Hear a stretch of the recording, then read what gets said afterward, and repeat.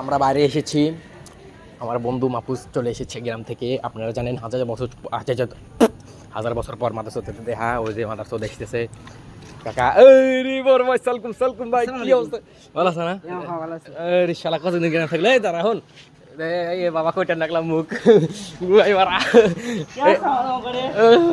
বাবা current current current আঙুলে তোমার সেই মিস করছে। বাল মিস করছি কথা হন।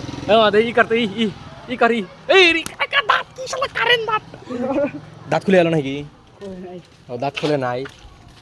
যাই হোক বাড়া খুব সুন্দর লাগছে। আঙুলে তোমার সেই মিস করছে শুনলাম। আমি তোমাকে বাল দেও মিস করি নাই। বলে ফোন কিনছি অ্যাপেল।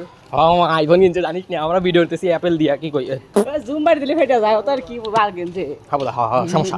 যাই হোক তো গাইস দেখতে পাচ্ছেন ডিমালার সল দিদি দিদি দিদি অলওয়েজ অন ফায়ার। মাদ্রাসা দেখ মেলা দিন ধরে দেখে সালার ডিমালার সলকা অভ্যাস হয়ে গেছে। মাদ্রাসা দিদি মুহিয়ে এসেছে না।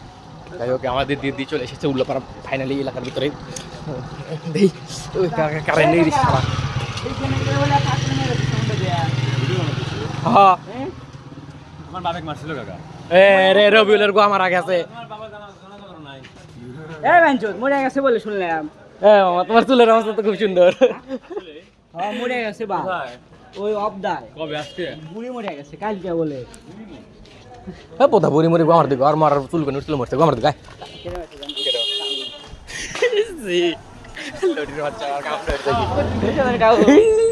মারা তো গাইস ওখান পলাতক আর ওর মায়ের কাছে ওর ফোন নাম্বার ফোন দিছি বুঝছো। হ্যাঁ পরে ওর মা ধরছে ধরে কান্দা কান্দা কলা গায়ে তুই চেরো করে নামতে আমি আপুস কারণ আমি আসো আমি তো নাই কোনে গেছে জানি না। মারা। যাই হোক গাইস আপনারা কিছু শুনেন নাই, থাকেন, বাই বাই।